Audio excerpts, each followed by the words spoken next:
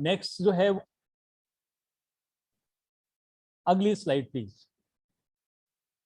अब कि ये जो शिक्षक मंच वेबिनार सीरीज हम क्यों करते हैं, मैंने आपको हर बार बताया कि हमारे को इस कार्यक्रम के तहत आने वाली शंकाओं के लिए, आप लोगों के सुझावों से इस कार्यक्रम में सुधार करने के लिए हम लोग है वो आप लोगों से रूबरू होते हैं प्रत्येक 7 दिन बाद।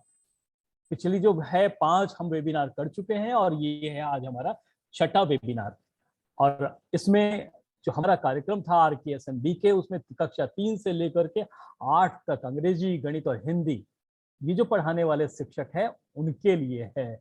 और आज जो मैंने जैसा कि बताया, आज है RKSMB के ऐप के शंकाओं का समाधान, आपके सुझावों का स्वागत, और साथ साथ में गतिविधि आधारित शिक्षण कैसे करें, हिंदी कैसे पढ़ाएं। पिछली बार जो हमने लिया था तो हमने बात की थी गणित कैसे पढ़ाएं। आज हमारे साथ में हैं शिवांगी तिवारी, ये है वरिष्ठ अध्यापक, संस्कृत की है लेकिन हिंदी की भी उतनी ही विदुषी है। इनसे सबसे पहला जो सवाल पूछूंगा वो पूछूंगा कि हम लोग है वो महिलाओं को विद्वान क्यों नहीं कहते हैं, पंडिताइन क्यों कहते हैं, पंडित क्यों नहीं कहते हैं। ये सवाल मेरा पहला होगा, लेकिन वो तब जब हम लोग इस कार्यक्रम को शुरुआत करेंगे ऑफिशियली रूप से। अभी केवल परिचय करा रहा हूँ। मेरे साथ जुड़े हुए हैं मुकेश निठारवाल, ये व्याख्याता हैं और SRG भी हैं ऐप के मामले में, यानी कि जो हमारा RKSMB का ऐप है उसके बारे में ये है वो हमारे स्टेट रिसोर्स पर्सन हैं, उस ग्रुप के ये सदस्य हैं। इनका भी बहुत बहुत स्वागत है।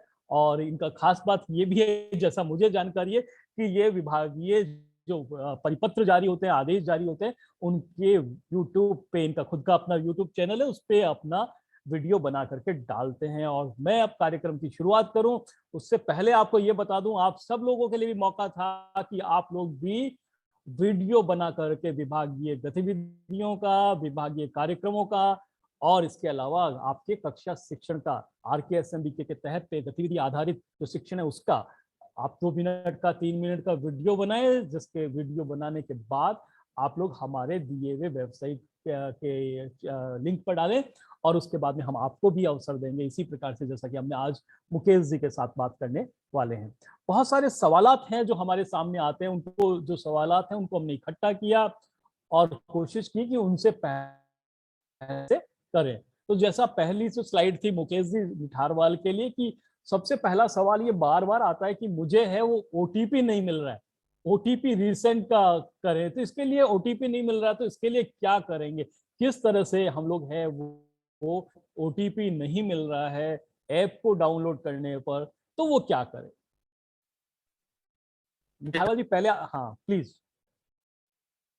आपका बहुत बहुत धन्यवाद कि पैनलिस्ट के रूप में हमारे को ऐड किया, और तमाम राजस्थान के जो भी शिक्षक आज आके वेबिनार को देख रहे हैं उन सभी का इस वेबिनार में मेरी ओर से भी बहुत बहुत स्वागत है। जैसे अरुण सर ने एक क्वेश्चन किया है कि फोन पर OTP क्यों नहीं मिल रहा है, साथियों इसके लिए मेरी आवाज आ रही है सर? बिल्कुल आपकी आवाज आ रही है, आप प्लीज कंटिन्यू करें। Okay sir. तो यहाँ पर OTP नहीं आने के लिए आप अपने, जैसे ही आप NIC कोड डालते हैं तो वहां पे उसके सामने रीसेंड OTP का ऑप्शन आता है। तो सबसे पहले हम रीसेंड OTP कर लें, 1-2 बार रीसेंड कर लें तो हो सकता है कि आपकी टेक्निकल इश्यू है वो दूर हो जाए। उसके बाद में भी यदि नहीं आता है तो आपके नहीं आने के रीजन ये हो सकता है कि आपके जो मोबाइल नंबर है वो मोबाइल नंबर साला दर्पण के ऊपर जो फॉर्मेट 10 में है वो अपडेट नहीं है, तो वहां पर आप अपडेट करवा लें तो आपकी प्रॉब्लम दूर हो जाएगी।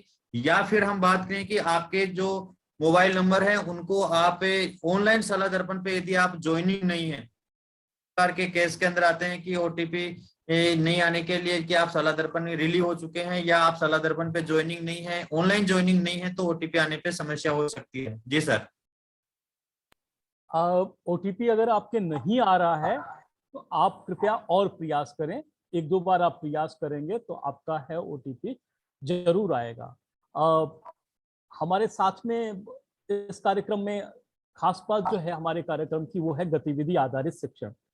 और खास बात ये है कि हमने जो पिछली बार है वो ऐप के बारे में बात की थी खुद विनोद जैन सर से, और उसके बाद में हम जब गतिविधि आधारित शिक्षण से बात कर रहे थे तो हमने ऐसी शख्सियत को बुलाया था जिसे नेशनल अवार्ड मिला था।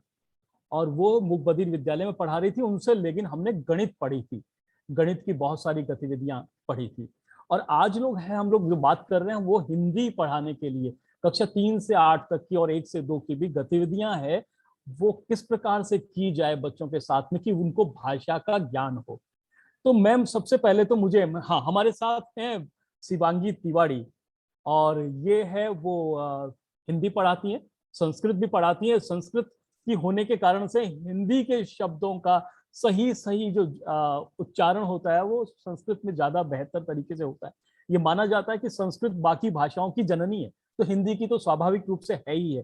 तो मैं आपको यहाँ पा करके बड़ा प्रसन्न महसूस कर रहा हूँ, और आपसे ये सबसे पहले जानना चाहूंगा कि ध्वनि है वो और वर्ण है, ये दोनों किस प्रकार से एक दूसरे से मिलते जुलते हैं और क्या आवश्यकता होती है ध्वनि का। बहुत सारी बार कहा जाता है कि आप लोग है वो उच्चारण सही नहीं करते हैं, आप लोग शय की और शय की भाषा है वो उसका उच्चारण सही नहीं कर पाते। तो ये वास्तव में ध्वनि क्या है और ध्वनि के बाद में ये अक्षर क्या है, इसके सबसे पहले इसके बारे में जानेंगे और उसके बाद में आपसे पूछेंगे कि इसको कैसे पढ़ाएं। तो शिवांगी जी, स्वागत आपका। जी नमस्कार सर, आपका बहुत बहुत धन्यवाद, आपने मुझे यहाँ आने का एक अवसर प्रदान किया। आपका पहला प्रश्न था कि ध्वनि क्या है। हमारे आसपास हम जो कुछ भी सुन रहे हैं सब ध्वनि है, लेकिन जब हम भाषा विज्ञान की भाषा के परिप्रेक्ष्य में इसकी बात करें तो भाषा की परिभाषा में कहा जाता है कि ध्वनि का एक ऐसा समुच्चय, एक ऐसी सिमेंट्री जिसका हम अध्ययन कर सकते हैं, विश्लेषण कर सकते हैं, उसे भाषा कहते हैं। कुछ ध्वनियां हमने ऐसी प्रामाणिक मान ली है जो हमारी भाषा के अंदर काउंट होती है या जिनका कुछ ना कुछ अर्थ निकलता है। फिर आपका प्रश्न था कि अक्षर क्या है, वर्ण क्या है। तो अक्षर कहते हैं एक भाषा की सबसे छोटी लेखन इकाई को, जिस इकाई को हम लिख सकते हैं। अक्षर जिसका पुनः वापिक शरण न हो, जैसे कि स्वर, स्वर है वो अक्षर होते हैं। उसके अलावा व्यंजन, जो व्यंजन बिना स्वर के होते हैं, हम ऐसा मानते हैं कि व्यंजन खुद आधे ही होते हैं, बिना स्वर के व्यंजनों का उच्चारण संभव नहीं है। तो जिन्हें हम सामान्य भाषा में आधे व्यंजन कहते हैं वो अक्षर होंगे। जैसे ही उस व्यंजन के अंदर कोई ना कोई स्वर मिल जाता है वो व्यंजन फिर वर्ण बन जाते हैं, फिर उनका उच्चारण किया जाना संभव है। हम बहुत सारे ऐसे शब्द पढ़ते हैं जिनके अंदर बीच में आधे अक्षर आते हैं, जैसे ढक्कन। तो वो जो आधा क है वो कभी भी बिना स्वर के उच्चारित नहीं होता। उसका उच्चारण करने के लिए जो पूरा क आ रहा है बाद में, जिसमें अ का स्वर मिला हुआ है, उसकी सहायता से उस ढक्कन पूरे आधे क को और स्वर वाले क को उच्चारित किया जाता है। तो ये छोटा सा अंतर है अक्षर में और वर्ण में। बहुत ही बढ़िया तरीके से बताया मैम ने। कहा कि सिर्फ प्रमाणित ध्वनियां है वो भाषा की श्रेणी में आती है। वैसे तो कोई भी है, बहुत सारी चिड़ियाएं चहकती है, जो जानवर है अपनी अपनी आवाजें करते हैं, उनके पास ध्वनि तो है पर भाषा नहीं है। पर कितने ही शानदार तरीके से, बहुत सहजता से बता दिया कि हमें ध्वनि को भाषा में परिवर्तित होने के लिए किस तरह से सफर करना पड़ता है। प्रामाणिकता मिल जाए अगर किसी ध्वनि को तो वो फिर भाषा की श्रेणी में आ जाती है। बहुत ही अच्छी बात आपने बताई। इसके बाद में हम फिर से चलेंगे हमारे जो ऐप गुरु हैं यूं कहें, या टेक्निकल जो हमें सपोर्ट करेंगे, निठारवाल जी, मुकेश जी, उनके पास में चलेंगे और उनसे ये पूछेंगे कि हमारे ऐप में सबसे खास बात क्या है, क्यों है वो हम ऐप का है वो उपयोग करना चाहेंगे। जी क्यों सर। एक शिक्षक हूं मैं, मुझे इस ऐप के की सहायता कैसे मिलेगी शिक्षण में, क्यों मुझे ऐप की तरफ जाना चाहिए। राजस्थान की शिक्षा में बढ़ते कदम में ऐप जो लॉन्च किया गया है, यह शायद राजस्थान सरकार पूरे भारत में पहली बार शिक्षा के लिए इस प्रकार का ऐप है जो कक्षा कक्ष में भी सहायक होंगे और साथ ही इसके लिए असेसमेंट में भी सहायक होगा। इसमें शिक्षक के लिए सबसे खास बात यह है कि इसमें समय बचेगा, क्योंकि यहाँ पर जैसे ही ऐप के अंदर हम असेसमेंट करते हैं उसके बाद में OCR के आधार पर, अर्थात ऑप्टिकल कैरेक्टर रिजोनेशन के आधार पर यहाँ पर जो टेस्ट पेपर होगा उसका पिक्चर लेकर हम ऐप में ऊपर डाउनलोड करेंगे, उसी के आधार पर उसका असेसमेंट हो जाएगा, उसी के आधार पर आगे का जो रिजल्ट है वो तैयार हो जाएगा। तो सबसे खास बात यह है कि शिक्षक के लिए काफी समय बचत करने वाला ये ऐप है। दूसरा सर हाँ यदि है, हाँ बताएं, प्लीज बताएं। हाँ दूसरी बात ये करें कि ये एक इजीली शिक्षक को फ्रेंडली है और आसानी से यूज किया जा सकता है। इसके अंदर किसी भी प्रकार का यदि टेक्निकल समस्या आती है तो यहाँ पर स्टेट के द्वारा डिस्ट्रिक्ट और ब्लॉक और यहाँ पर पीओ लेवल तक यहाँ पर सपोर्ट के लिए मेंटर टीचर नियुक्त किए गए हैं, जहां पर अपनी जो समस्याएं होती हैं वो अलग अलग 3 प्रकार से, इससे जैसे यदि अपन गूगल ड्राइव के माध्यम से अपन समस्याओं को सोल्व कर सकते हैं, एफएक्यू के माध्यम से कर सकते हैं, और साथ ही अपने पास में Telegram, state level Telegram channel group है, उसके अंदर भी इस प्रकार की समस्याओं के साथ शेयर कर सकते हैं। मुकेश जी, मुझे तो ये लगता है कि ऐप है वो मेरा सहारा है। एक शिक्षक के रूप में ऐप जो है वो केवल इसलिए नहीं है कि मुझे कुछ एंट्री करनी है, बल्कि इसलिए है कि मुझे प्रतिदिन का काम बताना है। RKSMBK के तहत आपको अब क्या करना है, कौन कौन सी टास्क आपको उस दिन में करनी है, मैं टास्क पूरी करता जाऊंगा और सिक्के कमाता जाऊंगा। और जब मेरे साथ खूब सारे सिक्के हो जाएंगे तो फिर मैं मेडल जीतूंगा, और इन मेडल को और इन सिक्कों को मैं फिर अपने सोशल मीडिया ग्रुप में शेयर करूंगा और अपने साथियों को बताऊंगा कि मैं कितना धनी हो गया हूं, इतना काम आज मैंने पूरा कर लिया है। और धीरे धीरे जब मैं रिच होता जाऊंगा, बड़ा बनता जाऊंगा, तो फिर मुझे वर्ष के अंत में डायरेक्टर सर है एक प्रमाण पत्र भी देंगे, और वो इसलिए कि मैंने प्रतिदिन का अपना काम है वो पूरा किया है, और वैसे भी किया है जैसा कि मुझे RKSMBK के प्रति सोपान पे करना चाहिए था।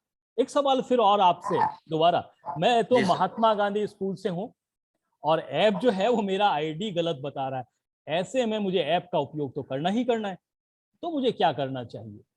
सर यदि महात्मा गांधी स्कूल में है जहां पर ऑनलाइन शाला दर्पण पे ज्वाइनिंग नहीं हो रखी है, उनको थोड़ा सा टेक्निकल प्रॉब्लम ये आ रहा है कि आप अपने जो प्रिंसिपल सर हैं उनसे संपर्क करें और अपना जो पद है उसको शाला दर्पण पे अपडेट करवाएं।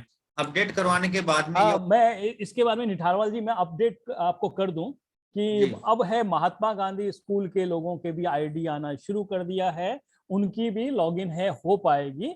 अब जो है इस समस्या को किसी प्रकार से है वो अब और जिंदा नहीं रहने दिया। हमारे जो शाला दर्पण के जयपुर टीम है उसने कल इसको रिजॉल्व कर दिया है। तो अगर कोई भी टीचर है वो महात्मा गांधी में काम कर रहा है और उसमें स्टाफ आईडी नहीं बता रहा है, तो अब वो वहां लॉगिन कर सकता है और ये जो समस्या है वो समाप्त हो चुकी है। उन्हें लौट के आते हैं हमारे साथी शिवांगी तिवारी के पास, और शिवांगी से ये पूछना चाहेंगे कि शिवांगी, हम लोग ध्वनि का जो है वो ज्ञान होना बहुत जरूरी है। भाषा में प्रारंभिक ज्ञान है वो ध्वनि का ही होना चाहिए। पहली क्लास में बच्चा जब आता है शुरुआत में उसे बोलना सिखाना चाहिए होता है, और बहुत सारी जगह हम लोग लिखना सिखाते हैं और बहुत सारे चित्र बनाना सिखाते हैं, उन चित्रों से बाद में लिपि का रूप दिया। तो मुझे तो आप इतना बताइए कि हमें क्लासरूम में पहली क्लास के दूसरी क्लास के बच्चों को ध्वनि सिखानी है, तो हम लोग है किस गतिविधि का उपयोग करेंगे और कैसे करेंगे? शिवांगी जी। जी बिल्कुल सर। मेरा ऐसा मानना है कि भाषा सीखना एक सबसे आसान काम हो सकता है या फिर सबसे मुश्किल कार्य हो सकता है, क्योंकि जो भी बच्चा हमारे पास पहली कक्षा में आ रहा है वो बिल्कुल ब्लैंक स्लेट नहीं है, वो उसको बिल्कुल खाली नहीं है, वो उसके पास पूर्व ज्ञान है कुछ ना कुछ। वो अपने घर में एक भाषा को सुन रहा है और एक भाषा को वो बोलना जानता है। वो हिंदी हो सकती है उसकी भाषा, या उसकी कोई भी मातृभाषा, या उसके आसपास के एरिया में जो भी भाषा बोली जाती है वो कोई भी हो सकती है। लेकिन हमारे यहाँ उत्तर भारत में मुख्यतः हिंदी भाषा से मिलती जुलती ही सारी उपभाषाएं, सारी बोलियां हैं। तो वो कुछ ना कुछ पूर्व ज्ञान अपने पास लेकर आ रहा है, जो हम भाषा की 4 स्किल्स मानते हैं, listening, speaking, reading and writing, LSRW। उसमें वो लिसनिंग, सुनने का काम कर चुका है, भाषा वो काफी सुन चुका है, भाषा वो बोलना भी जानता है। एक 5 साल का बच्चा आ रहा है पहली कक्षा में, वो उस भाषा में कुछ ना कुछ थोड़ी बहुत दक्षता रखता है, अपनी बात रखना वो उसके अंदर जानता है। फिर भी हमारा काम मुख्यतः रूरल एरिया में, ग्रामीण क्षेत्रों में, जहाँ पे क्षेत्रीय बोली का ज्यादा प्रभाव रहता है, हमारा कार्य ये रहता है कि जो हिंदी का वाचन है वो उनका स्पष्ट नहीं होता। उनकी जो स्पीकिंग वाली जो उनकी दक्षता है, बोलने वाली जो दक्षता है वो उनके अंदर है, वो अपनी बात रख सकते हैं, लेकिन उनका उच्चारण उतना स्पष्ट नहीं होता।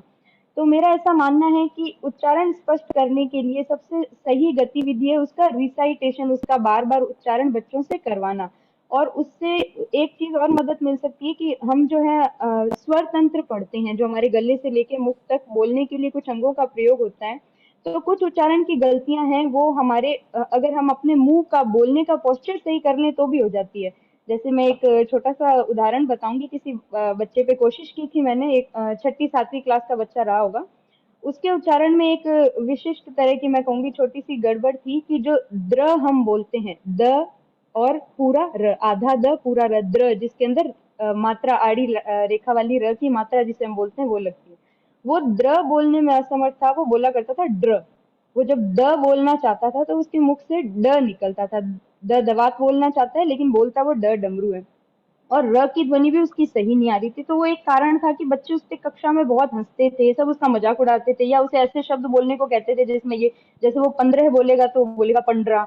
तो ये एक छोटी सी गड़बड़ थी। तो कुछ दिन ऑब्जर्व किया मैंने, उसका थोड़ा ध्यान दिया, तो उसको एक छोटी सी मैंने उसे एक्टिविटी में, मेरी तरफ से भी ये एक छोटा सा प्रयास ही था, मुझे नहीं पता था इसका क्या निकलेगा, हल निकलेगा।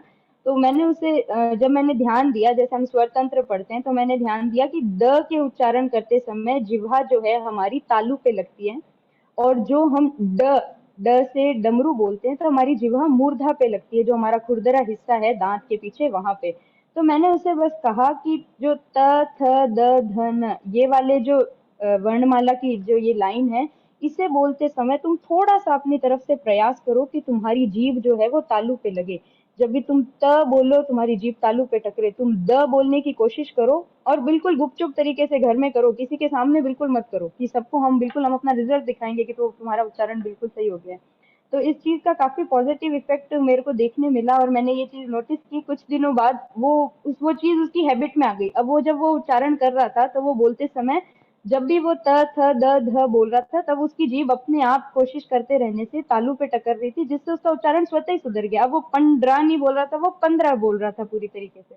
तो उच्चारण सही करने का यही तरीका है कि जो एक शिक्षक है वो सही उच्चारण करे, उसे देखकर ही बच्चे सीखते हैं, तो बच्चे भी अपने आप सही उच्चारण करेंगे। अगर कोई बच्चे हैं जिनको विशिष्ट आवश्यकता है, जिनको किसी उच्चारण विशेष में परेशानी आ रही है, तो उसका बार बार रिसाइटेशन करवा के शिक्षक उसे सुधरवा सकता है। बहुत ही बढ़िया मैम। मैं भी कोशिश कर रहा था अपनी जीभ को ऊपर लगाने की और नीचे लगाने की, पर उच्चारित नहीं कर पा रहा था। लेकिन कितना अच्छी सी बात हो गई कि हर एक शिक्षक को पता होना चाहिए कि किस अक्षर की या किस ध्वनि के लिए उनको अपनी जीभ को किस तरह से मोड़ना है और मुंह के किस अंग पे ले जाकर के टच करना है, कौन से भाग पे लगाना है। जैसा कि आपने बताया कि अगर आप तालुए पे लगाएंगे तो द की ध्वनि आएगी, और अगर आप नीचे है दांतों के पास में लगाएंगे तो द की ध्वनि आएगी। यही बात है, वो हो सकती है कि प्रत्येक शिक्षक को यदि पता हो कि अपने मुंह को मुंह के अंदर की जीभ को किस तरह से मोड़ना है, तोड़ना है, ऊपर लगाना है, नीचे लगाना है, और आपकी ध्वनि तंत्र का जो ज्ञान है आपको वो परफेक्ट हो जाएगा। बहुत ही बढ़िया, धन्यवाद आपका। और साथ में दूसरी बात और बताई कि कौन सी हम लोग है गतिविधि कराएं, तो सबसे बढ़िया गतिविधि है दोहरान। बार बार जब बोलते जाएंगे तो धीरे धीरे धीरे धीरे आपका उच्चारण है वो स्पष्ट हो जाएगा। तो सब प्रारंभिक ज्ञान है, पहली से तीसरी तक के बच्चों के लिए वो खास ज्ञान होता है सही तरीके से उच्चारित करना। अब जो एक सवाल जो है हमारे पास में पूनम है, अब इन दोनों हमारे पास में आए हुए गेस्ट जो है, पैनलिस्ट है, उनके साथ तो मैं बात करूंगा ही करूंगा। जैसा कि आपको पता भी है कि हम लोग है वो उन लोगों से भी बात करते हैं जो हम लोगों को सवालात भेजते हैं, सुझाव भेजते हैं। और आज आप लोग कितने सवाल भेजते हैं, हमें कितनी तल्लीनता से सुनते हैं, उसके लिए आपसे ऑनलाइन जो है हम लोग प्रश्नावली आपके साथ शेयर करें। आपसे जानना चाहेंगे कि आपका और हमारा जो रास्ता है वो कितना मजबूत है कि नहीं, और हम लोगों का संबंध के जो धागे हैं वो अब कितने मजबूत हो पाए। आप हमें सुनते हैं या फिर एक कान से सुन के दूसरे कान से निकालते हैं, ये आपको एक छोटा सा सवाल निकलेगा। और हाँ, जिसका जो हमारे सभी सवालों का जवाब देगा उसको मेरी तरफ से कुछ गिफ्ट मिलेगा। हाँ, ये समझिएगा कि वो गिफ्ट क्या होगा ये मत पूछिएगा। तो मैं वो बोलना चाह रहा हूं कि पूनम ने सवाल पूछा, उन्होंने कहा कि RKSMBK में जो समूह बनाए गए थे उनमें अधूरी जानकारी की वजह से एक ही समूह बन गया अब और सेव हो गए। तो इसको ठीक करने के लिए, दो समूह बनाने के लिए क्या करना होगा? समूह तो आपने बनाए ही नहीं होंगे, समूह तो बनाए होंगे आपके शाला दर्पण ने। आपने तो सिर्फ अंकन किया होगा जो कि उन्होंने अपनी बेसलाइन असेसमेंट में जितने अंकों से किया है। तो ये जब आपने अंकन किया है तो ये सवाल आपका है वो निरर्थक है। हो सकता है कि आपके सभी बच्चे ऐसे हों जिनके 60% से है वो कम अंक आए हों, इसलिए एक ग्रुप बनाओ। लेकिन आप को है आपके संस्था प्रधान को उनकी परफॉर्मेंस के आधार पर ग्रुप को परिवर्तित करने का अधिकार है वो हमने दे रखा है, तो उसके आधार पर आप बदल सकते हैं। अगला जो सवाल है वो ऐप से रिलेटेड है, फिर मैं पूछ रहा हूँ हमारे साथी मुकेश निठारवाल से, और वो सवाल ये है कि अगर मैं ईवीएस का या फिर 6ठी 7वीं 8वीं में सामाजिक ज्ञान विषय का अध्यापक हूँ, मेरे लिए ऐप कितना उपयोगी है, मैं इसका उपयोग करूं या न करूं, या क्या करना है मुझे समय पास करके? निठारवाल जी। सर यहाँ पर बताना चाहेंगे कि अभी फिलहाल इस ऐप के लिए कक्षा 3 से लेकर 8 में 3 विषय हैं, अंग्रेजी, हिंदी और गणित। ये पढ़ाने वाले जो शिक्षक हैं उन्हीं के लिए इस प्रकार ऐप के अंदर हम कार्य कर रहे हैं। फिलहाल यहाँ पर जो आपकी वर्कबुक आई हुई है, कार्य पुस्तिकाएं आई हुई हैं, जो कक्षा 3 से 8 तक के लिए हैं, और उनमें जो विषय हैं उन्हीं के ऊपर यहाँ पर कार्य ऐप के द्वारा किया जा रहा है। जी सर। हाँ, धन्यवाद आपका बहुत बहुत। अब है कि समय आ गया कि क्विज का, आपके साथ में खेलेंगे एक क्विज, और क्विज में मैं एक सवाल बोलूंगा, आपको ऑनलाइन है उसका रिप्लाई देना है अपने मोबाइल के द्वारा, और जहां पे आपने ये खुला हुआ है वहीं पे आपके ऑप्शन आएंगे, वो आप रिप्लाई देंगे, और जैसा कि मैंने बताया कि अगर आपका रिप्लाई सही होगा तो उसके अंत में मैं आपको एक छोटा सा इनाम दूंगा। पहला सवाल जो है वो ये कि RKSMB के कार्यक्रम का उद्देश्य क्या है? ऑप्शन 1, पहला सवाल है कि ऑप्शन 1 है कि कोविड के द्वारा हुए गए लर्निंग लॉस। अच्छा, सभी लोगों ने रिप्लाई दे भी दिया है, पोल इतना तेज, ठीक है। अब अगले ये पोल है वो आपने कर दिया, और ज्यादातर लोगों ने 97% लोगों ने ये कहा है कि कोविड के द्वारा हुए लर्निंग लॉस है उसको कम करना। मैं इसमें से कितने लोगों ने सही है, इसके सही जवाब में आपको बाद में जब अंत में बताऊंगा, आप इंतजार कीजिएगा, क्योंकि आपको मिलने वाला है इसके लिए कुछ छोटा सा इनाम। और अब अगला जो है पोल, उसका दूसरा सवाल है वो फिर मैं आपके साथ में शेयर करता हूं। सवाल है RKSM के अंतर्गत विद्यार्थियों के ग्रुप किस प्रकार से होते हैं? वाह, बहुत ही तेजी से वैष्णवी, इन्होंने तो बहुत तेजी से, इतनी तेजी से भारत का सैटेलाइट भी नहीं पहुंचता है चांद के आसपास, इन्होंने बड़ी तेजी से किया है। और देखिए कि ज्यादा से ज्यादा लोग हैं वो रिप्लाई दें। तो अब चलते हैं हम लोग नेक्स्ट पोल की तरफ, हमारा सवाल संख्या 3।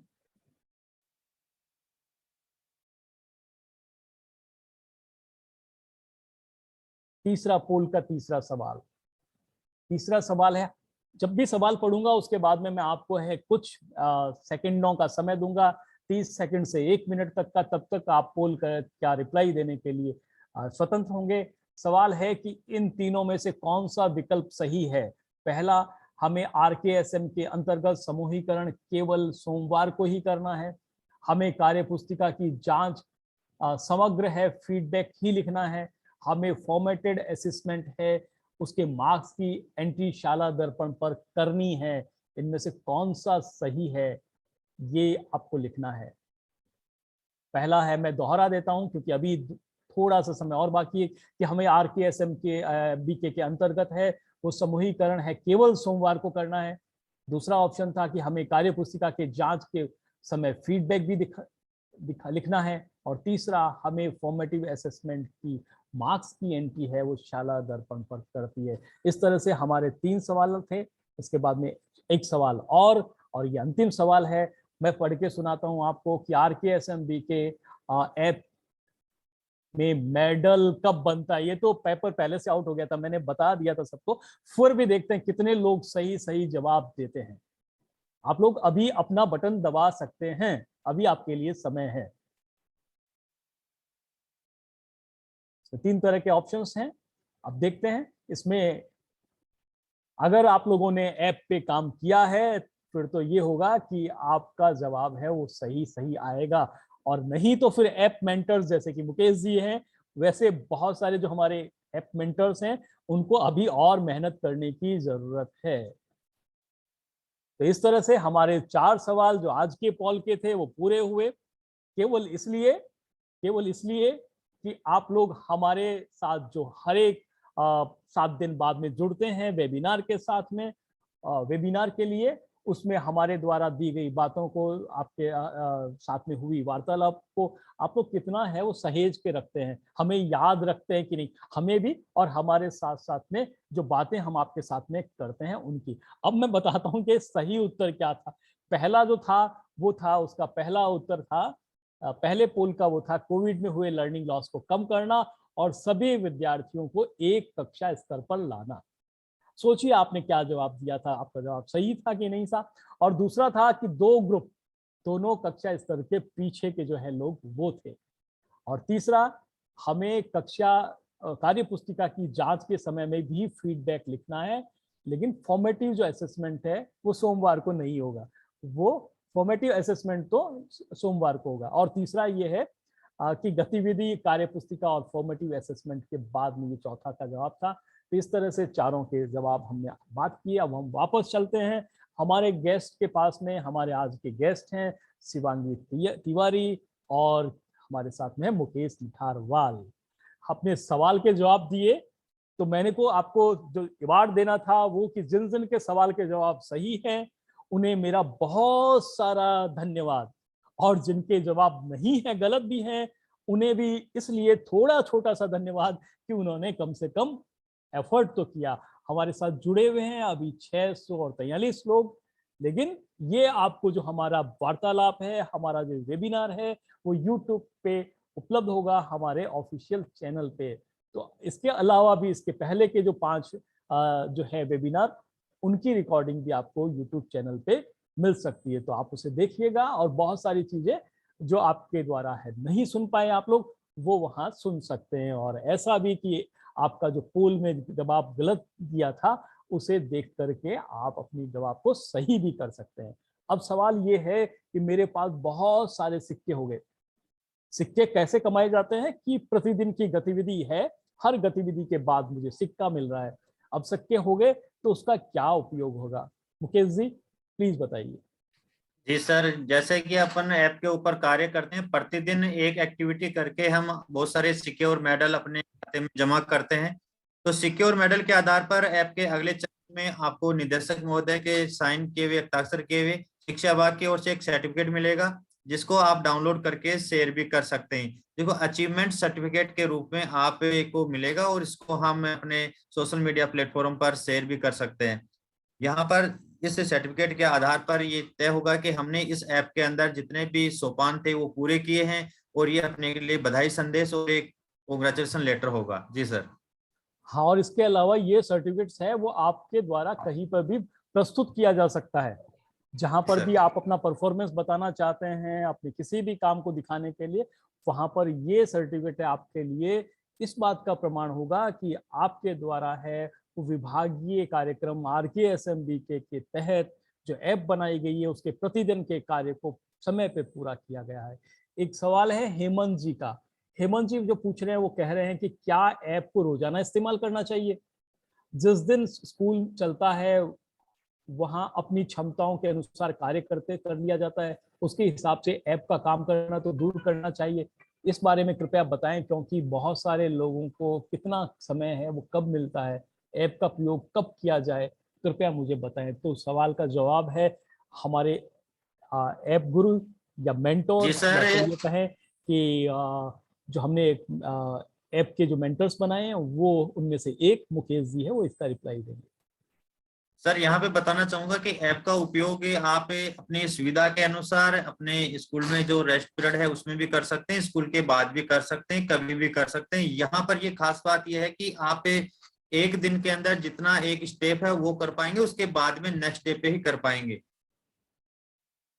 धन्यवाद। एक सवाल और है, वो है सुनील जी का। सुनील जी बुनकर है, वो कह रहे हैं मेरा प्रश्न ये है कि कुछ कारण से ऐप है प्रतिदिन की भांति चलाते हैं, वो अपना काम करके सिक्के भी प्राप्त करते हैं, लेकिन किसी दिन कोई काम अनजाने में के कारण से रह गया हो तो अगले दिन क्या अवकाश आ जाता है, तो क्या उससे उस काम को कर सकते हैं? जी सर, मैं इसके लिए बताना चाहूंगा कि यदि आप ऐप पे काम नहीं किए और स्कूल में काम किए हैं तो आप अपने मोबाइल की गैलरी में उस कार्य की फोटो या वीडियो रख सकते हैं, और उसके बाद में आप जैसे अगले दिन अवकाश है तो वहां पर जब हम फोटो और वीडियो अपलोड करते हैं तो 2 ऑप्शन आते हैं।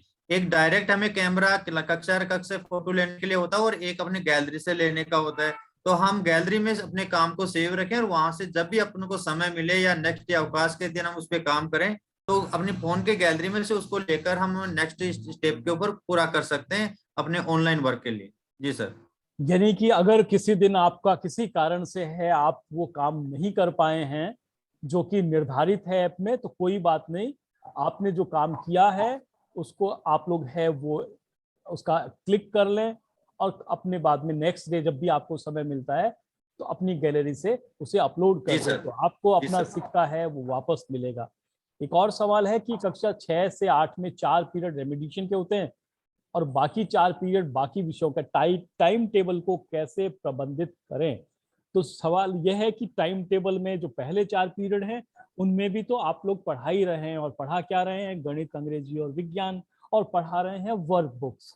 ये अगली जो है ऐसे 1 जब हमारा हो जाएगा उसके बाद में ये जो रेमेडिएशन के पीरियड होंगे वो 2 पीरियड, और ये विशेष रूप से इसलिए रखे गए हैं क्योंकि हमें पिछले 2 सालों में कोविड के कारण से बहुत सारी दक्षताओं को हम लोग विस्मृत कर चुके हैं, छोड़ आए हैं, या हमारे बच्चे उनको भूल गए हैं। तो उन्हें प्रॉपर लाने के बाद कारण से ही तो वो कक्षा स्तर पे आएंगे। तो टाइम टेबल प्रबंधित करने का कारण ये है, तरीका ये है कि बाकी जो 4 पीरियड्स में वो बाकी विषयों को आप समायोजित करें। हम लोगों ने एक आइडियल टाइम टेबल बना करके आप लोगों के साथ डायरेक्टेड से शेयर भी किया हुआ है, आप लोग कृपया उसे देखें। अगर नहीं है तो हम लोग आपके साथ में वो टाइम टेबल है वो शेयर कर देंगे, जिससे कि प्रत्येक जगह आपको यदि इस तरह की कोई परेशानी आ रही है तो परेशानी नहीं आएगी। अब फिर चलता हूं मैं दोबारा हमारी भाषा के विज्ञानी शिवांगी तिवारी की तरफ, और उनसे पूछूंगा कि ध्वनि की बात हो गई, और दूसरी जो सबसे पहली बात होती है भाषा में वो होती है लिपि, लिखना। तो लिखना है वो बच्चा आसानी से सीखे, इसके लिए क्या गतिविधि हम लोग कर सकते हैं?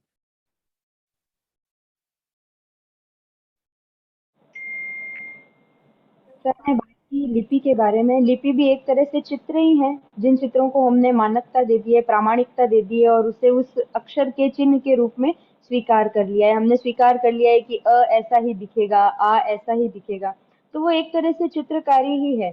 तो बच्चे चित्र बनाना बहुत पसंद करते हैं, तो उसको रुचिकर बनाने के लिए जैसे आजकल विद्यालयों में करवाया भी जाता है कि बच्चों को पहले आड़ी लाइन सिखाई जाती है, टेढ़ी लाइन सिखाई जाती है, ये तरीके से भी सिखा सकते हैं। लेकिन अगर हम बच्चे को एक अक्षर पर एक बार में पूरा कंसंट्रेशन करें, बच्चा लाइंस बनाना जानता है, हम छोटा सा बच्चा है, मान लीजिए अभी विद्यालय भी नहीं जाता, उसके हाथ में अगर हम कोई कलम पेंसिल पकड़ा देंगे तो भी वो आड़ी टेढ़ी कुछ ना कुछ रेखाएं बना ही देगा अपनी तरफ से, वो भी एक तरह से चित्रकारी ही कर रहा है।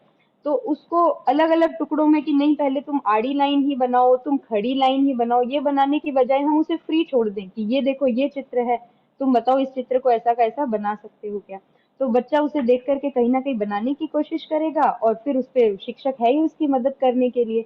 तो उससे वो भी रहेगा कि वो बच्चा थोड़ा और खुल जाएगा, बंधेगा नहीं कि अब उसे आड़ी लाइन, तिरछी लाइन, गोला बनाना है। बच्चा खुल जाएगा बिल्कुल कि अच्छा ठीक है, उसका मन करेगा पहला गोला पहले बनाएगा, मन करेगा लाइन पहले खींचेगा, और फिर धीरे धीरे हम उसे पूरा सही तरीका बता सकते हैं। जब एक बार बच्चा खुद अपने कंफर्ट जोन में आ जाएगा, अपनी सही सिचुएशन में आ जाएगा, तब हम उसे सही तरीका बता सकते हैं कि नहीं पहले इस तरह से बनाओ, फिर ये आड़ी रेखा, फिर खड़ी रेखा, ये बन गया।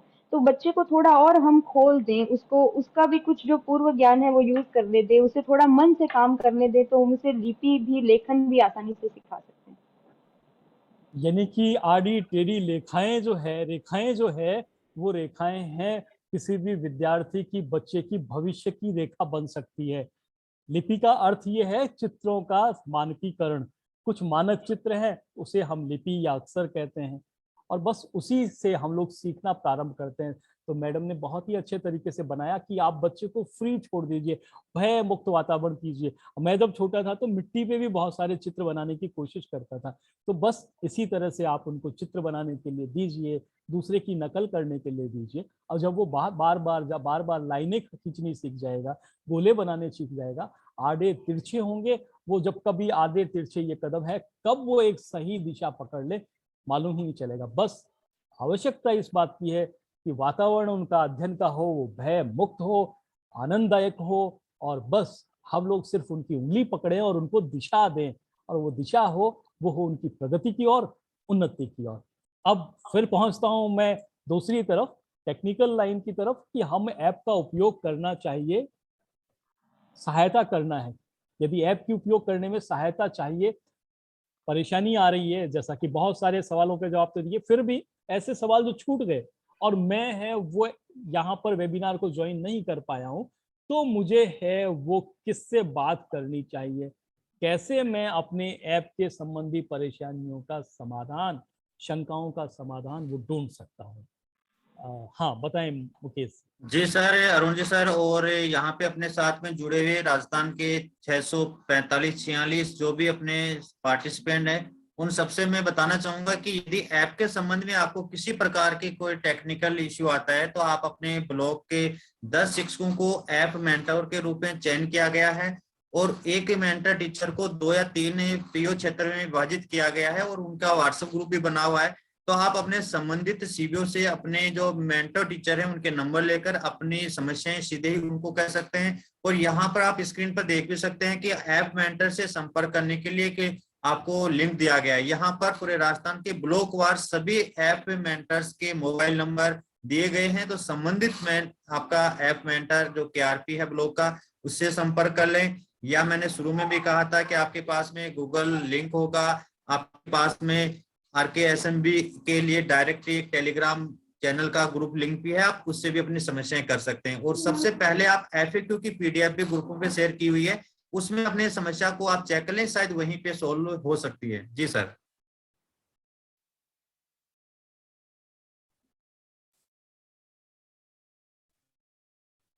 आवाज आप अरुण सर आप अनम्यूट करें एक बार आप। जी सर। हाँ, मैं एक्चुअली आप लोगों की सुनते जो इतनी सारी सारी बातें हैं वो सुनने जब लग गया तो मैंने सोचा कि मैं केवल सुनता रहूं, इसलिए मेरा माइक है वो ऑफ रह गया। फिर मैं ये सिर्फ इतनी बात आपसे जानना चाह रहा हूं कि ऐप के बारे में है मेंटोर टीचर है वो अधिकृत है, वो हमें बताएंगे। पर मुझे कैसे पता चलेगा कि मेरा जो ऐप मेंटोर टीचर कौन है? मैं एक सुदूर गांव के किसी स्कूल में पढ़ा रहा हूँ और मैं 6ठी से 8वीं तक की क्लासेस को पढ़ाता हूँ।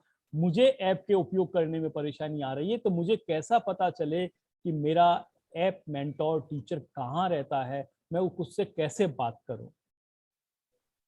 सर, ये मुकेश जी। सभी अपने सीबीओ ग्रुप में पीओ के माध्यम से संपर्क कर सकते हैं। यदि अधीनस्थ स्कूल के शिक्षक हैं तो सीधे अपने पीओ से संपर्क करेंगे। पीओ के पास में सीबीओ के माध्यम से उनकी लिस्ट आई हुई है और वहां पर ये ब्लॉक वाइज भी आदेशित किए गए हैं कि ये 2-3 पीओ के लिए ये मेंटर टीचर अलॉटमेंट किए हुए हैं। तो सीधे अपने पीओ से संपर्क, सीबीओ साहब से संपर्क करके और आप मेंटर टीचर के संपर्क में रह सकते हैं। जी सर। मेंटर टीचर्स को दोस्तों हमने यहाँ से ट्रेनिंग दी है और उनको ये बताया है कि वो अपने अधीनस्थ नहीं कहूंगा, अपने एरिया के, अपने परिक्षेत्र के जितने भी शिक्षक हैं उन सभी शिक्षकों का एक व्हाट्सएप ग्रुप बनाएंगे और व्हाट्सएप ग्रुप बनाने के बाद में वो उनको है प्रोत्साहित करेंगे ऐप का उपयोग करने के लिए, ऐप की शंकाओं का समाधान करने के लिए। प्रत्येक ब्लॉक को 10 भागों में बांटा गया है। हर ब्लॉक के 10वें भाग में एक मेंटोर टीचर है और वो मेंटोर टीचर है अपने साथी जितने भी शिक्षक है उनके लिए एक लीडर का काम कर रहा है, एक मेंटोर का काम कर रहा है। इसलिए आपको स्वतः पता चलेगा कि आपका मेंटोर टीचर कौन है, क्योंकि एक अच्छा मेंटोर टीचर है वो अब तक है वो आपके व्हाट्सएप ग्रुप है आपके साथ में बना चुका होगा। सवाल यह कि क्या मुझे ऐप का उपयोग प्रतिदिन करना पड़ता है? पहले भी ये हम लोग बात कर चुके हैं कि हाँ, हमें ऐप का उपयोग प्रतिदिन करना है। पहले 4 पीरियड जब तक हम लोग पढ़ा रहे होते हैं, RKSMB के तहत ग्रुप टीचिंग दे रहे होते हैं, जिसमें है वो टारगेटेड सपोर्ट दे रहे होते हैं, अथवा पीयर लर्निंग हो रही है, अथवा वर्कबुक की कोई गतिविधि हो रही है या ABL किट का उपयोग हो रहा है, तो आप है एक उसके साथ साथ इस ऐप का उपयोग कर सकते हैं। हिंदी की गतिविधि के बारे में बात करेंगे कि हमने ध्वनि की बात की, उसके बाद में हम आ गए अक्षर के ऊपर आ गए, लिपि के ऊपर आ गए। अब सवाल ये आता है कि प्रारंभ में बच्चों का है वो कविताएं पढ़ाई जाती है, तो कविता पढ़ाने के लिए शुरुआत में है वो छोटी छोटी कविताएं हैं, वो छोटे बच्चे पढ़ना बहुत पसंद करते हैं और कविताओं के माध्यम से हिंदी शिक्षण हमें कराया जाना है। तो इसके लिए कोई गतिविधि विशेष रूप से है कि नहीं? अगर है आपकी नजर में तो कृपया हम लोगों के साथ में शेयर कीजिए प्लीज। जी बिल्कुल, जैसा कि सर ने बताया कि जो छोटी-छोटी कविताएँ होती है वो हमारी प्रारंभिक कक्षाओं का, हमारी प्राइमरी कक्षाओं की एक तरह से जान होती है। बच्चे हिंदी में, अंग्रेजी में और अपनी कोई न कोई क्षेत्रीय भाषा में कविताएँ बोलना, पढ़ना, उनमें साथ-साथ गाना, गीत गाना बहुत पसंद करते हैं।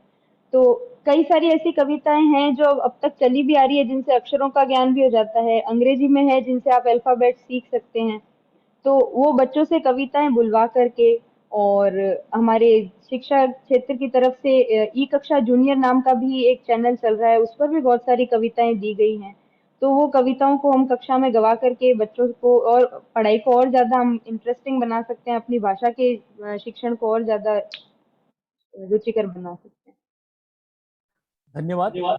कविताएं जो है वो बच्चे को अभिव्यक्ति है उसका अवसर प्रदान करती है। वास्तव में खास बात यह है कि अभिव्यक्ति अगर किसी विद्यार्थी के अंदर आती है तो फिर वो है अपने आप अध्ययन की तरफ अग्रसित होता है, क्योंकि अभिव्यक्ति करने के लिए उसे शब्दकोश की, ज्ञान की, सूचनाओं की जरूरत होती है।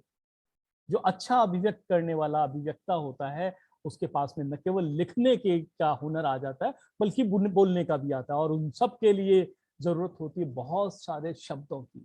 और शब्द कहाँ से निकल करके आते हैं? कविताओं से, कहानियों से। तो छोटे बच्चों के लिए छोटी छोटी कविताएं, बड़े बच्चों के लिए कुछ बड़ी कविताएं जो न केवल उन्हें है ज्ञान दे रही है, भाषा का ज्ञान दे रही है, बल्कि साथ साथ में है वो उन्हें आनंद प्रदान कर रही है, क्योंकि कविता का वाचन है कई बार सामूहिक रूप से होता है। और मैं जिस गतिविधि को हमेशा इंडोर्स करता हूँ, जिसके बारे में कहता हूँ कविताएं हमेशा सामूहिक रूप से पढ़ी जाती है, तो उसमें बच्चे बहुत आनंदित महसूस करते हैं। अब मैम और आगे चलते हैं, हम लोग है वो कविताओं तक आगे।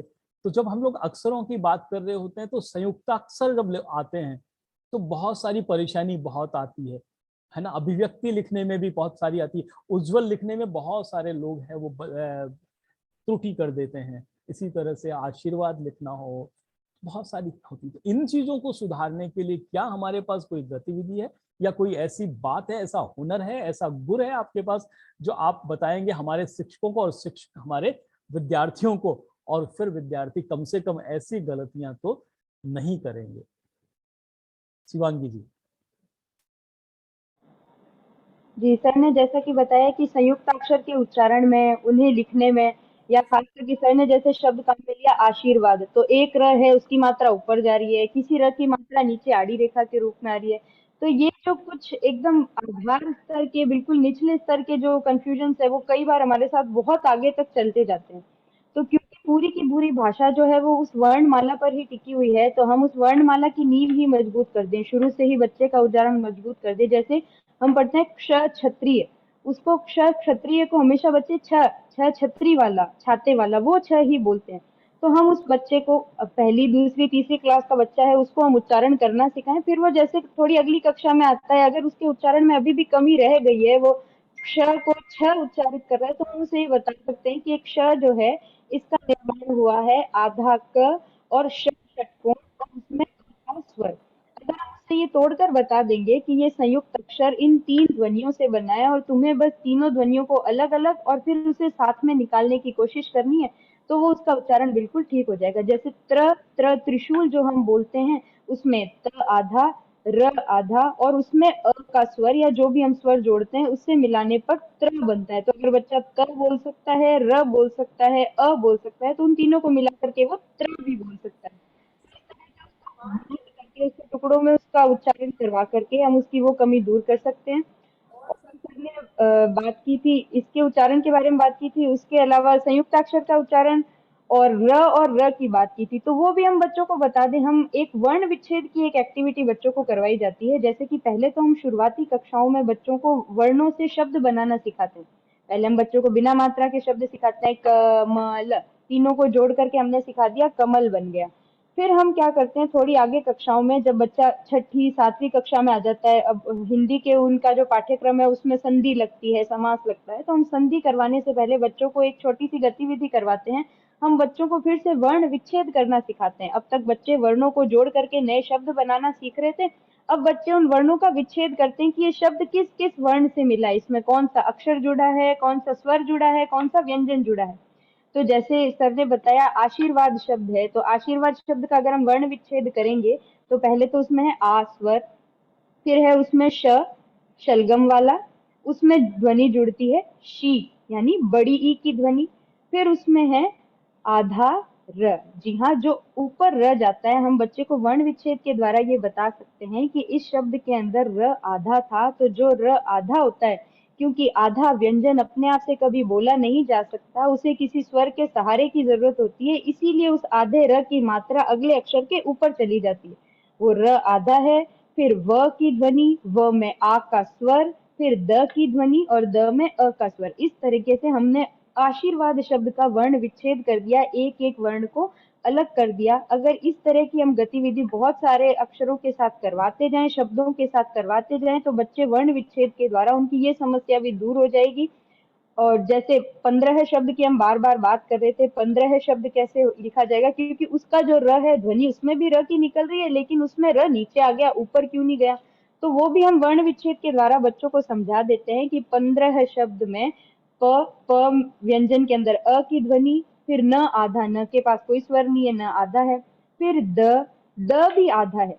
जो भी र जिसकी मात्रा नीचे आड़ी रेखा आती है वो र आधा नहीं होता, वो र पूरा होता है। जब हम उसे धीरे धीरे बोलने की कोशिश करेंगे तब हम समझ पाएंगे। 15 15 द्रह बोलने पे द की ध्वनि पहले आ रही है, र की ध्वनि बाद में आ रही है। इसका मतलब है वर्ण विच्छेद में हम ये बच्चों को, छठी सातवीं के बच्चों को ये बता सकते हैं कि न और द दोनों आधे हैं, र पूरा है। तो जो र, जिस र की ध्वनि पूरी होती है, यानी जिस र में स्वर मिला होता है, वो र नीचे आड़ी रेखा के रूप में आता है, और जो र आधा होता है, जिसका उच्चारण जो है अगले किसी स्वर के सहायता से किया जाएगा, वो र आशीर्वाद की तरह ऊपर उसकी मात्रा चली जाती है। तो इस तरह से वर्ण विच्छेद वाली गतिविधि का प्रयास करवा करके हम बच्चों को ये उनकी जो कमी है र वाली, ये भी दूर कर सकते हैं, और इससे संधि समझने में बच्चों को बहुत सहायता मिलती है। इसके अलावा अगर आप लोग हैं कक्षा 3 से 5 के बच्चों के लिए जो ABL किट है उसको खोलेंगे तो बहुत सारे अक्षरों के ब्लॉक बने हुए हैं, जिसमें पूरे अक्षर भी हैं और आधे अक्षर भी है, मात्राएं भी हैं। आप बच्चों के सामने उनको खोल दीजिए और बाहर अक्षर है वो लिख करके बताइए, इनमें से आप उन ब्लॉक्स को छांटिए और आपस में जोड़िए, और देखिए बच्चा है वो कितना आनंदित होकर के उन ब्लॉक से अक्षरों का निर्माण करेगा। और जब वो अक्षरों का निर्माण करेगा वो अक्षर है उसके लिए लिखने में आसान हो जाएगा, और इसी तरह से उन अक्षरों को जोड़ करके वो शब्दों का निर्माण करेगा। तो ABL किट को भी खोलिए और देखिए, वहां पर भी आपके उपयोग की कुछ चीजें हैं वो उपस्थित है, जो बच्चों को न केवल रुचिकर लगेगी बल्कि उनको सीखने में भी आसानी होगी, मदद मिलेगी। मेरा सवाल अगला होगा, वो होगा मुकेश जी से, कि RKSMBK के आंकलन के दौरान जब हम लोग है, अच्छा इसका जवाब मुझे खुद को देना है, तो ये है कि आज जब RKSMBK का आंकलन हो रहा होगा, जैसा कि आपको मालूम है कि हम लोग है वो 3 आंकलन करने वाले हैं। कुछ है वो मिक्स हो जाएंगे आपके एग्जाम्स के साथ में, कुछ अलग से होंगे जो कहलाएंगे RKSMBK के असेसमेंट। जो पहला जो असेसमेंट है वो हमारा होने वाला है 2 नवंबर के बाद, अगर यानी कि आप जो आपकी मध्यावधि अवकाश है उसके बाद लौट करके दिवाली में लौट करके वापस स्कूल आएंगे आपके विद्यार्थी, तरोताजा होकर के आएंगे। उसके बाद में हम लोग है वो इस तरह का आंकलन करेंगे, और उसमें आंकलन में खास बात ये होगी कि आप लोगों को सवालात जो है वो सीधे सीधे भिजवाए जाएंगे, जैसा कि पेपर है वो आपका आता है एग्जाम के समय में, और उसके बाद में बच्चे हैं वो उसको भरेंगे, और बहुत छोटी सी OCR सीट होगी, उस OCR में सवालात होंगे और उसके आगे जवाब के सामने उस विद्यार्थी को केवल एक निशान लगाना पड़ेगा, टिक का निशान, राइट का निशान लगाना पड़ेगा। और वो राइट का निशान लगाने के बाद में आप लोगों का काम इतना होगा कि आप उन लोगों को स्कैन करें और अपने मोबाइल में जो आपका ऐप है वहां पे स्कैन करके अपलोड कर दें। शिक्षकों को न तो पेपर बनाना है इसका और न ही जांचना है। जब आप लोग अपलोड कर देंगे तो वो ऐप पर चला जाएगा और जाने के बाद में अपने आप पर, लेकिन ये आप लोग कैसे स्कैन करेंगे, स्कैन करने के बाद में बच्चे द्वारा किया गया जो निशान है वो कितना हमारा ऐप है वो रिकॉग्नाइज कर पाया नहीं पाया, उसको पहचान पाया नहीं पाया, इसके लिए हमें अभ्यास करेंगे। और ये अक्टूबर का जो पहला और तीसरा सप्ताह है उसमें आपके साथ में अभ्यास करेंगे। आपको हम लोग इस तरह की जो है वो सैंपल पेपर्स है वो आप लोगों के साथ शेयर करेंगे, OCR शीट शेयर करेंगे, और आप है बच्चों से भरवा के स्कैन करें, और स्कैन कर करके जितनी ज्यादा प्रैक्टिस करेंगे तो आप लोगों को फोटो खींचने की, यानी कि OCR शीट को स्कैन करने की वो आदत सी पड़ जाएगी, और आप जब आकलन होगा उस समय सही सही जवाब है, सही सही है वो स्कैन कर पाएंगे, तो आपके विद्यार्थी का जजमेंट है वो सही आएगा। और अब ये कि आपको इस प्रोग्राम से संबंधित कोई भी आपका सवाल हो, कोई भी सवाल हो वो हमें जरूर बताएं। आज का जो है वो हमारे वेबिनार का समय पूरा होता है, आज हम कुछ तो देरी से शुरू हुए, उसके लिए हम क्षमा चाहते हैं, पर हाँ आप लोगों से ये अपेक्षा करते हैं कि आप इवन यूट्यूब के लिंक पर भी अपने सुझाव है वो जरूर दें।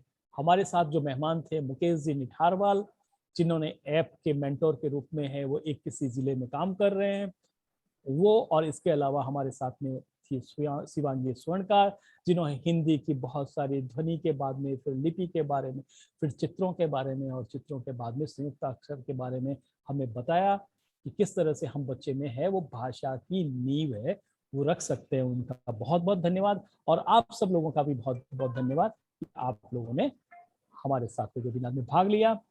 नमस्कार। धन्यवाद सर।